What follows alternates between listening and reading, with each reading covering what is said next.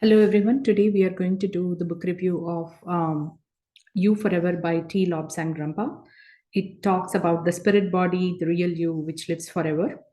Um, it goes beyond our physical body and it really explains and lays out what does our spirit, our soul means, and it gives basically concepts on how you can understand what is beyond your physical body. The author, a little bit about him, his name is Cyril Henry Hoskin. He lived from 1910 to 1981. And T. Lobsang Rampa was his pen name. T stands for Tuesday. It was interesting to know, I didn't know this before, that Tibetan lamas, they have the prefix of the weekday they are born in. And um, that's why it's Tuesday Lobsang Rampa. And he was originally a plumber from Plimpton in Devon, which is in United Kingdom. And he said that he claimed that his body was hosted by the spirit of a Tibetan Lama, and that Lama is a teacher of Dharma in Tibetan Buddhism. Dalai Lama, he's the current Dalai Lama, is the 14th Lama teacher, right? So he said he was in past lives a teacher in Tibetan Buddhism, and he claimed that all the books that he has authored, that Lama has basically helped him, or he was the inspiration, or he was the one who told him to write all those books.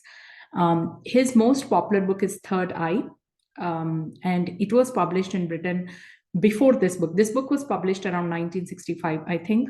So before that, you can just imagine how controversial talking about spirit or astral body, all those concepts would be, right? So he was part of a lot of controversies, and there are a lot of bad press about him as well. But I would prefer to see that whatever he taught in the book, it's very simple and explaining all the concepts, and these concepts have come across in several other modalities and different things, and it's really nice to read something in a very simpler way. So I think we should give it a try and read. It's a small book, and basically this is a how-to book. It was originally created as a correspondence course with 30 lessons, and each lesson, which is like a few pages, would be sent per week in mail, and people would be asked to practice the exercises given in that, read the content several times to understand and get a grip of what it means before you move on to the next lesson, things like that. And some lessons you would be given more than 1 week time to practice, and it would actually span way more than 30 weeks. But they thought, because everybody wouldn't have access to request for the correspondence course and everything, he wrote a book on this. It basically has 30 lessons on the basics of metaphysical arts, and how to read an aura, how to see an etheric, how to travel in an astral plane, how to develop your psychic senses to understand and to basically be in the moment and just experience life in its fullness, right? Understanding death and all those things. So these are like, you might have heard about it, the keywords you might have heard here and there, but I think this book puts it in a very, very simple way, very practical way, very scientific way, that it, at least for me, a lot of things made sense. I had a lot of questions when I was reading Bhagavad Gita or our Puranas or some of the other books, where I had a lot of questions on how, why, all these things. And it kind of made sense to me, and things clicked, certain things which maybe I would have read similar things elsewhere a few years ago, but it didn't make much sense to me at that time. Maybe I'm in a place right now where having had the background of the things that I read until now, the knowledge I acquired until now, I think this book summarized things in a way, or gave me learnings in a way, or refreshed certain things that um, I'm happy that I read this book. Let me put it in that way. So, lesson one talks about life. What is life? Everything that vibrates is life. We were told when we were growing up about living and non-living things, but I don't think anything is non-living. Anything is inanimate. Just because we cannot see it or perceive it, we see something like, we are moving, animals are moving, plants are moving, but If a mountain does not move, if a rock does not move, it doesn't mean that it is not alive. Anything that exists, science, right? Everything is matter. Matter is made of molecules. Molecules are made of atoms. Atoms have electrons, protons, and neutrons. Everything is vibrating. Everything is moving. If something is moving, how can it be inanimate, right? It's just that the frequency with which it is moving, you cannot perceive it. With human, you in the sense, we humans cannot perceive it with the vibration. We might be vibrating in different frequencies that the range of the frequencies that we are vibrating in is different from the range of frequencies that a rock is vibrating in, or a wall is vibrating in. So that does not mean that they are not alive, or they exist, right? So basically he says everything that exists is life, everything that is vibrates. And he shows the example of a carbon atom and solar system, and calls that carbon atom is a miniature solar system. If you see the nucleus of the carbon atom, right, it has protons and neutrons, and then there are electrons orbiting around the nucleus. So similarly, in a solar system, if you consider nucleus of the carbon atom as the sun, and all the planetary objects or any of the objects which are moving around the sun are electrons, then you can see that carbon atom can be considered like a mini solar system, right? Now, for us, when we see universe in the form of like a telescope, or even just you look at the sky, it is humbling how big the universe is and how small and miniature we are, right? Similarly, if you take a virus, or an amoeba or a single-celled organism, for that organism to see us, right? We are a collection of atoms. We are a collection of molecules, and 75% of our body is filled with water. Water is fluid. Molecules are far apart.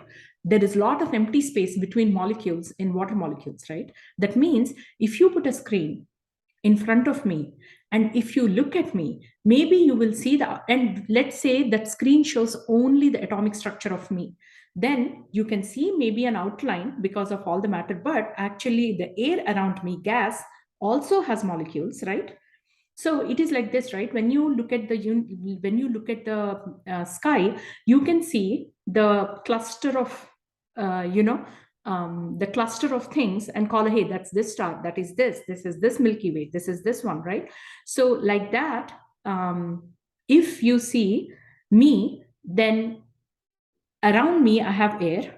There are gaseous molecules which are further apart, but because they are further apart, and I am made of water and solids and bones and everything, flesh and everything, you will see an outline of me, right? You will see me as still a mass, outline of a mass.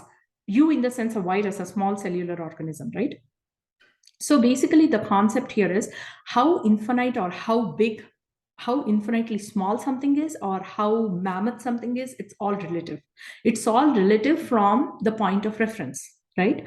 And there is great empty space between all of us and everything, that we all can be part of a universe ourselves, right? So it is just to explain how relatively everything is, and how relative everything is, and life compared to, like, I am life, an animal is life, a single cellular organism is life, a mountain is life, a plastic box is a life, everything is, a piece of wood is life. For example, a tree, right? A tree trunk, a huge tree trunk, you never see the trunk move.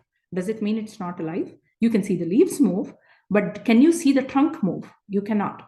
But does it mean that it is not alive, right? So it is something like that, to just get a perspective that everything around is life. And actually, I love our Indian Hindu culture, where everything, that's why everything is made into a god, right? Because so that you can respect it. Mountain is a god, ocean is a god, tree is a god, plant is a god, animal is a god, single cellular organism, from marine life, from amphibians, from everything are Dasavataras, right? All of them are god. So basically they have made and even the vehicles are god. We do ayudha puja, right? We do prayer for vehicles, for farmers' equipment, everything, because we want blessings. We are saying, you are a God. I'm asking you, I'm praying you, I'm asking you for your blessing to help me be successful in everything without any obstacles, right? So I think Indian culture has identified that eons ago and made that concept of everything is a God, so that you respect everything and everyone around you. And then lesson 2 talks about overself. And overself is nothing but our soul. So he refers to our soul as an overself throughout the book. And he talks about how our human body is made of chemicals, right? Everything is a chemical. And lot of chemical, it's a huge chemistry lab. And lot of reactions are happening all the time. So our emotions create chemical reactions. So when you're really angry, certain things happen. Certain chemicals get generated, or certain chemicals mix and then generate something else, which is not very good to have, because it might cause harm to your body. At the same time, when you're completely peaceful, certain happy chemicals are created, which actually rejuvenates your body. So if you think about it, our entire human body is a huge chemical lab, and our brain generates electricity. Actually, electricity pulsates throughout your body. There is actually, if you do yoga, pranayama and everything, there is something called meditation. Prana means our life, right? Prana means life. So how to feel the electricity in your body? There is a meditation where you lie down, you relax in shavasana, you completely relax your body. And once you have completely relaxed your body, you can take your hands and you can, slowly move, like have them, let's say 1 foot apart, like, when you're lying down, right? Pick up your hands and keep them 1 foot apart, as if you're holding 2 balls, right? 1 foot apart. And then slowly, very, very gently, very, very slowly, minding your breath, very calm down, slowly bring them closer, little by little. As you get them closer and closer, very, very closer, then start rotating your hands in the opposite direction, as if, you're holding 2 balls and you're rotating them in opposite direction. After you do that, then gently come closer and gently touch your fingertips with each other, both of the hands, right? You will feel the spark, you will feel the electricity. Sometimes if it is strong enough, you are more calmed and centered, you can feel the electricity pulsating into your arms as well. And it is such a good feeling, it's like to identify, to get in touch with your what is inside of your body, to go inside your body. It's such a beautiful feelings. You should try it out sometime. And so basically our brain generates electricity. He says brain generates electricity, but in my opinion, maybe brain generates electricity, but I personally feel electricity pulsating throughout my body. And he says that over self, our soul, is connected to us humans always with a silver cord. And that silver cord is going up from our Sahasrara chakra, right? At the top of the head, the crown chakra, the top of the head, to connect to the source, assuming, like, if you feel that the source is somewhere up above us, right? Then imagine a silver cord going from the top of your head to infinity and beyond. That is what is a silver cord. That is what is our soul. And then he says our brain is the receiving station and the transmitter is the soul, over self. So it is always transmitting. It's like a radio, right? If certain Bollywood songs or something is playing in a certain station, that is always transmitting. Or let's say that I'll play songs from morning 8 to 9 or evening 9 to 10 or something. During that time, whether you tune into it or not, it is always transmitting. Out of million people, if only 10 people tune it into it, doesn't matter. All the 10 million people have access to it. Whether they tune it or not is a different story, right? Like that, our overself, our soul, is always transmitting. Okay. And our receiving brain is a receiving station. When brain is a receiving station, it is receiving it all the time. Again, it is always receiving it. But to be able to make it audible, to be able to hear it, you have to tune it to the right frequency. What it means for human body is the whole point of meditation and everything, right? You have to calm down your mind enough that you can hear what your soul is telling you, to hear the inner voice, they say, right?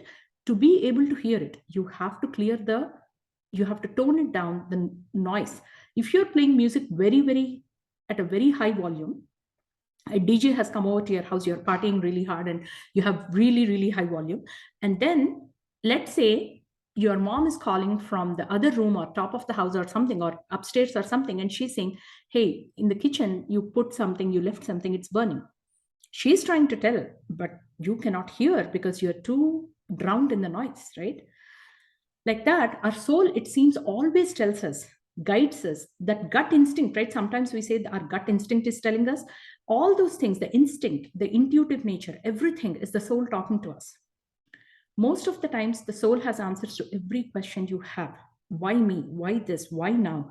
What is wrong with this? Will I get this? All those questions, soul has answers to that. What if you have a magic wand? What if you have that genie lamp where you can rub it and ask a question and it will answer it, right? That is your soul.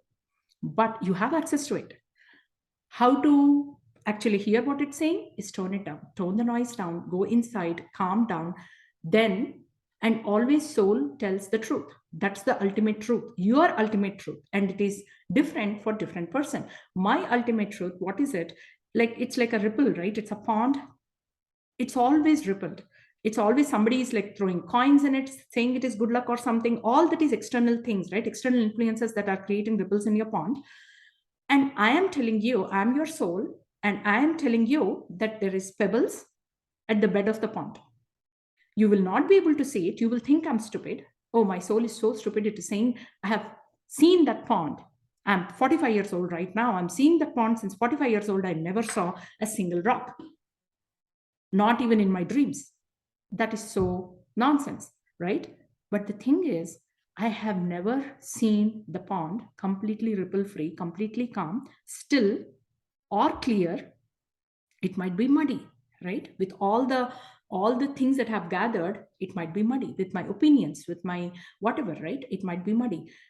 If it is clear, because the fact that there are pebbles underneath, colored pebbles underneath or whatever, if it's a fact, it's a fact. That won't stop being a fact or being truth if there is muddy water or rippled water. How will you know what is the truth? Only when you quieten everything, when you clear the muddy water, only then you will know, right? So that is what it is. So we should try, I think the ultimate goal of this life is to, not ultimate goal, actually the journey of this life is to figure out how to calm our mind, how to quieten the ripples in our pond, how to clear the water so that we can see what is the truth that is at the bottom of the pond, right? Once you see the truth, what you do with it then starts your second phase two, right? Phase one is this. I think most of us are stuck in phase one where we are trying to figure out, right? Once you figure that out, then phase two is what do you do with the truth, right? That is what is phase two. So, and then he says that our body is like a vehicle, and overself, the soul, is the driver. The driver is driving our vehicle. So you will be, at the end of the day, whatever is happening in your life, it is supposed to happen. It is meant to happen. Now, how you respond to it makes it a joy, an experience of life, a beautiful experience of life, or suffering, right? So I think that is what it is. So that is about a little bit about the soul and everything. And earth body. What is earth body, right? Soul's small part is sent to earth. So our soul is like, if you have a number line, right? 1 to 100, you have a 1 to 100 number line. Let's say every person has to go through, actually there is not even, I don't think there is a definite number of lives a person, each person has to live to learn all the lessons. They say that each and every life that the soul takes is to gain experiences and to learn lessons. It's literally like in school, right? You have first grade to 10th grade, and let's take math because it's more concrete and we can explain the topics well. So kindergarten, you learn addition. First grade, you learn addition and subtraction. Second grade, you learn multiplication. Third grade, you learn division. Then using all the 4 operations, you learn other distributive properties and algebra, and all those things come later on, right? In different grades. So our life is like that too. Let's say the basic things that you have to learn in life. Sometimes, we meet people where we say they don't even have the basic things figured out. That's a very common thing. Most people, they get so mad, right? How come they don't even have the basic decent? We often say they don't even have the basic decency. They don't even have basic common sense. How can they be mad at these things? How can they do these things? So that is because maybe they're a younger soul. They're still in first grade of life, soul's journey.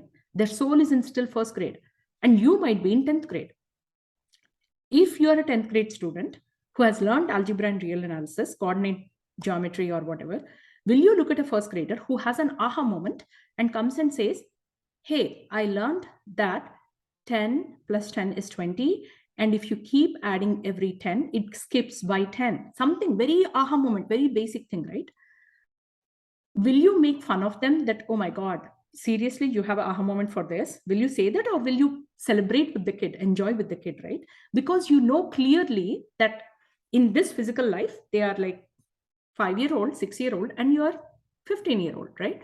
But unfortunately, there is no bar like that.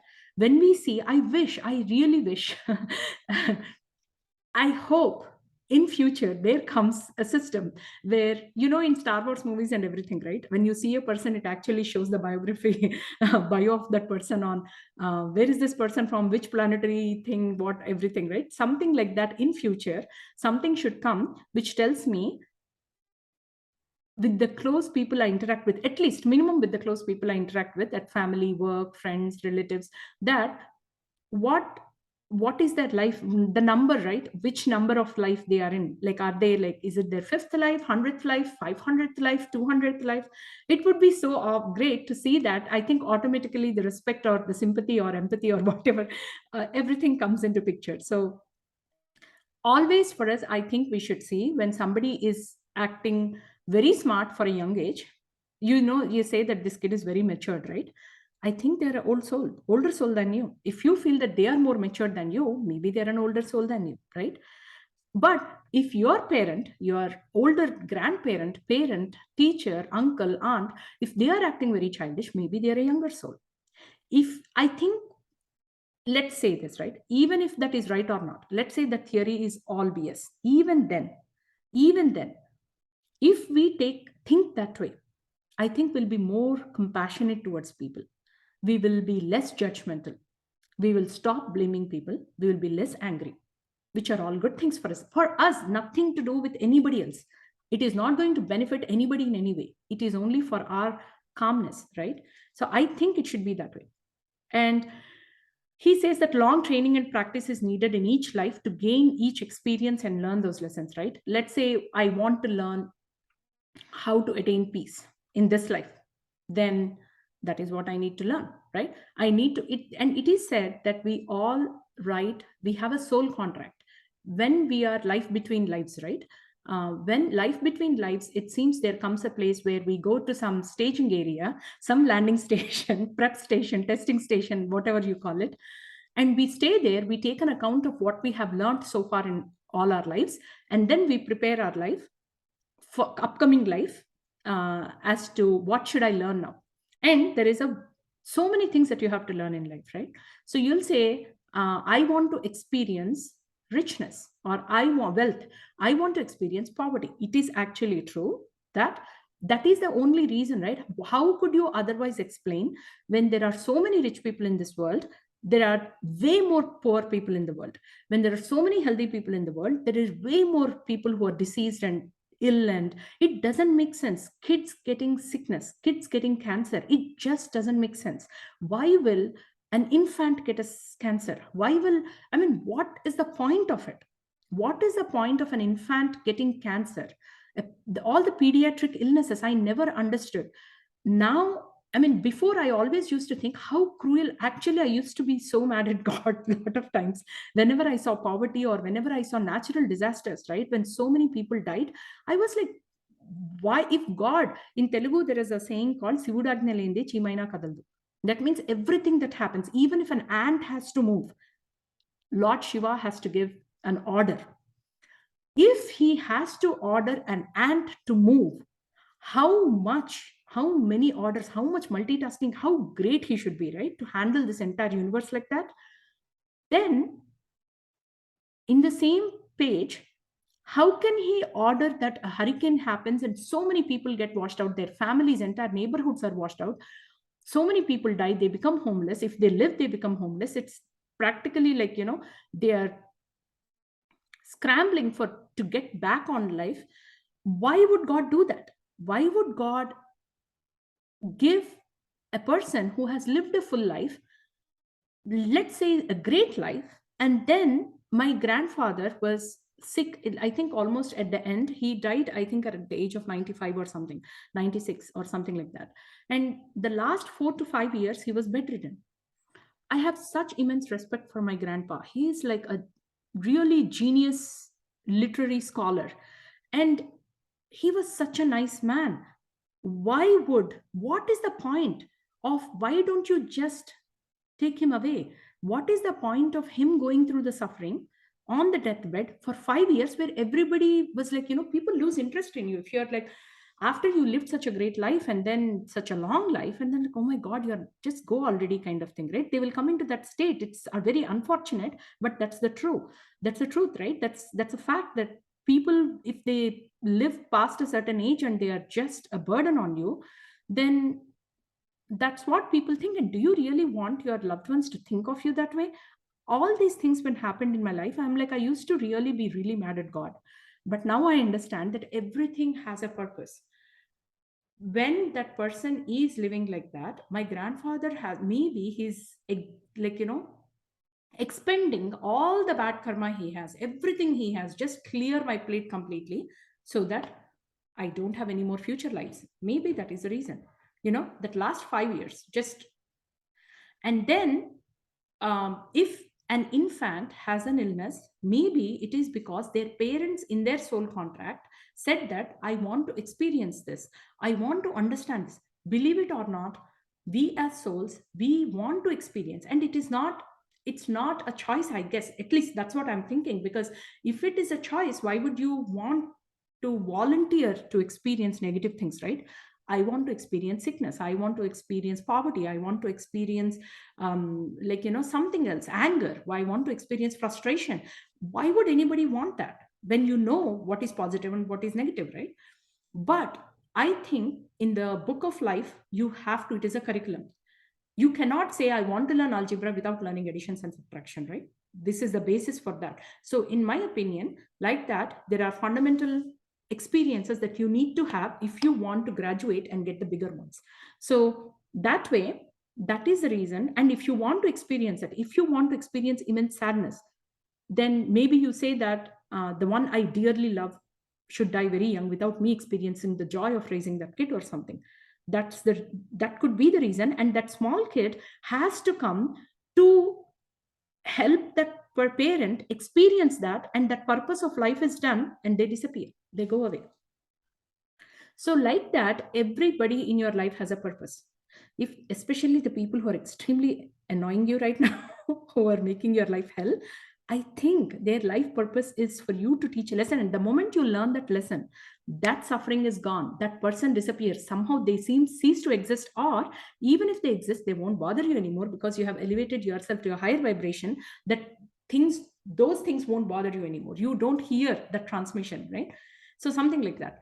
So again, to gain experiences, to learn lessons, long training and practice is needed. And it seems women can get connected to the overself faster. So I don't know the reason why. I was asked, I was giving this talk earlier in Telugu, and I was asked that how come? And my assumption is, I think women, anthropologically, the way in which we are built, men are focused, they are goal oriented, because that's how it should be, right? They have to hunt and get food for the family and all that.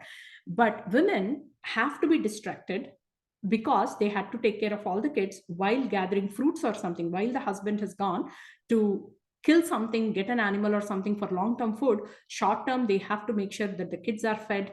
People have minimum certain food for survival, so get all the berries, make sure all the kids are safe, all safety of the kids and all those things, right? when you are scattered brain like that, and the other thing is we are more sympathetic than the way we are nurturers, right? We give birth to baby and we take care of them and everything. We have to be very in tune with the baby to understand a baby who cannot speak and communicate until the age of 3 or 4. And honestly, until 5 years, I don't think they can even express what their problem is. They'll just start crying and you're like, do you have stomachache? Do you have headache? Do you have what, ear pain? You try to decipher, right? So I think moms have a way, and even you don't have to be a mom, you don't have to have a child, but women are created in a way to understand something which cannot be communicated in words, right? That is how you have to be built, to be able to understand your baby, and something to believe in, have faith in, that does not physically exist.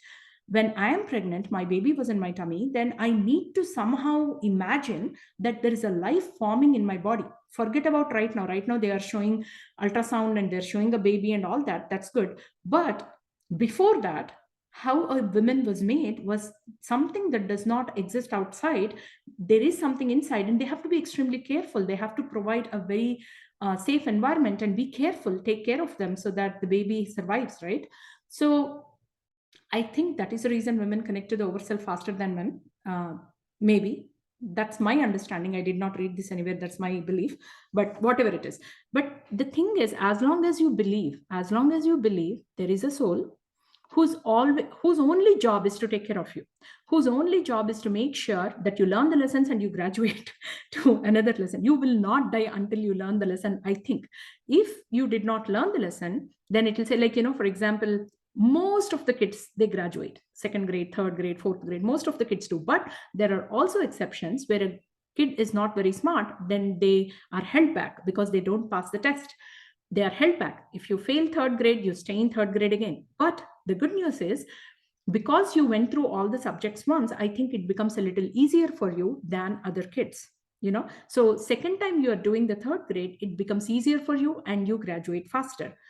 So something like that, right? And we are not talking about outliers here where there is a completely special needs kids who cannot, then special needs education is needed, different kind of education, their purpose and everything is different. But on the whole, in general, I think soul's purpose is to help you navigate through life, through the obstacles. And now let's say you are supposed to learn lesson. You said that I have to learn 2 lessons. You, in your soul contract, you said I want to learn 2 lessons. Again, there are overachieving people in in college and everything, right? You are supposed to do 4 credits. I don't think it is the case in India, but in US, basically, you can overdo everything. if you want to do 4 prereqs, right? You can say I will take 8 prereqs in the same thing, and as long as you can manage, nobody stops you from doing it. So if you're an overachiever, you can say I want to learn 10 lessons in this life and come. That's a different story. But the thing is, if you, let's say, if you signed up only for 2 lessons, right? I want to learn these 2 lessons. When you come, those 2, it's not as easy as, okay, read the curriculum, do this, go through this, these you are thrown these life experiences, learn it and go. The resistance here is your karma, your good karma and bad karma, right? If you have bagged enough good karma, then people will come and help you learn the lesson faster and go out. But if you have if you did more bad karma, and if you backed more bad karma in your life, I personally believe that all the bad karma will come as resistance to you. It will not let you learn the lesson. So that means your suffering persists longer. Your pain, your frustration, your whatever obstacles, they persist longer because of the resistance from the bad karma. So if you want to learn your lessons faster and leave this life and move on to another life, then do good karma. I think that's your motivation to do good karma, right? Like just keep gathering the good piece coins, gold coins kind of thing. So basically it says that if you are on the right path, you get into the spiritual journey. Once you get into the spiritual journey, you increase your vibration. And your silver cord, let's say it is vibrating at 100 hertz or something, right? And your life, based on where your life, maybe you're vibrating at 1 hertz or 2 hertz. Then your goal is to do good things, be in the spiritual path, keep increasing your vibration to go and reach the silver cord. Reach the silver cord. Once you reach the silver cord, that's it. That is phase 1, according to me. That's not in the book. It's my knowledge. Once you do that, then amazing things happen. You don't have to take life, you don't have to take birth in this, on the earth. Earth is karma bhumi, right? You need to come to this earth to do karma, to, and that karma is not just bad karma, it is associated both good karma and bad karma. You need to have little bit of bad karma to survive on this earth. And actually that's the reason when we see some people who are extremely good, right? They are like good in everything, 99.9% marks, but there is this one annoying habit of them where you're like, oh my god, how can this person act like this, right? That is often because it is a good soul who has to have that bad karma. Maybe that person has come to elevate somebody else, to help somebody else in their journey, and they need to have that bad karma to survive in this earth. That is the reason they behave like that. So next time you see people like that, be non-judgmental and be like, oh my god, they're good, and they're going out of their way to be mean so that they can create some bad karma points to survive on this earth. So there is this thing, right? There is this old Buddhist formula which says that return good for evil and fear no man. Fear no man, return good for evil, right? Even if bad things happen to you, don't try to avenge people, right? Revenge, not able to forgive people, I have to get back to you, anger, frustration, how dare you do this to me, why me, I should pay back. No, don't pay back. Try to, whatever good things people do to you, see if you can pay it forward so that more good things happen. Because at the end of the day, it is not about others, it is only about you. It is about how can I do good things so that I can create good karma, which will help me a non-resistant affair in my next lives or whatever experiences. Sometimes you say this person is so lucky, everything happens in their favor. Maybe because they had a lot of good karma in their life, they don't have any resistance. Fear no man, because nobody on this earth is here to do bad to you. Even if they are doing bad, it is because for you to learn that lesson. So in a way, they are actually helping you learn a lesson. So don't fear any person and fear no man's deed. No matter what action another person is doing, if you start, it is very hard though. It is really, really hard. But if we pause and see, what am I supposed to learn in this? If this person is doing this, what is the workaround? What can I do without feeling jealous, envy, anger, frustration, revenge, without feeling these negative feelings? How can I change it at least into a neutral feeling? Forget about positive. That is like far. When somebody is really betraying you or when somebody is like bothering you a lot, it's very difficult to take that and spin it into a positive thing, right? It is, you have to be of divine consciousness to do that. Forget about that. For common people, generic people like you and not you, I don't know how you are, but for me, I would say, I would think at least a neutral feeling, right? What if a person said they would call me and they didn't call me, and I'm like, maybe their phone's battery died, maybe they forgot their phone in the car and went inside and they didn't find it, maybe their child is sick, maybe they had released that broke and they are sitting in the for a 10-hour self call like I did the other day. So there are a lot of maybes, and these are good maybes. If you put this good maybes, then it won't bother you or impact you on